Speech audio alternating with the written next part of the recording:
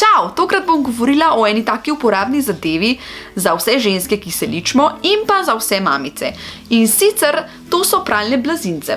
Tele pralne blazince jaz uporabljam že kar nekaj časa in sicer pralne blazince so zato primerne, ko imamo veliko mleka, ko ponudba in povpraševanje po mleku še ni usklajena. In sem rekla, da bom kar uporabljala tele pralne blazince.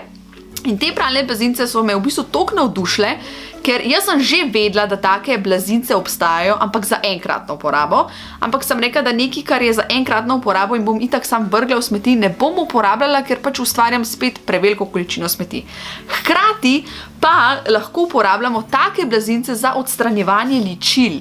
In sicer lahko takole blazinco samo zmočiš z vodo in si lepo odstraniš ličila z oči. Lahko pomakaš to v kokosovo olje, kar je tudi primerno, in si tako odstraniš ličila. V bistvu so te blazince fajn, ker jih lahko pereš na 60, na 95, kakorkoli, ne bojo se poškodovale, zelo so take debele, več slojev imajo noter in so zelo fajn. Tako da, ja, Racman se je tle zelo dobro potrudil. Tako da pri Racmanu lahko tele naročimo blazince, jih je več v kompletu, tako da ne skrb, ne bosta samo 2 blazinci in potem moš spet to brati, ampak jih je več in dejansko jih lahko jih pereš na roke.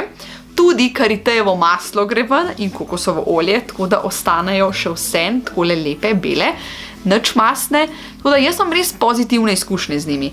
Zato pa ni treba več uporabljati vate ali pa raznih tistih krpic in pa blazinic za enkratno uporabo. Tako da vse punce, ki se ličite, dajmo uporabljati takele krpice za večkratno uporabo, ki so pralne, lahko jih vršemo na 60 stopinj v stroj, na 90, 95 in je to to.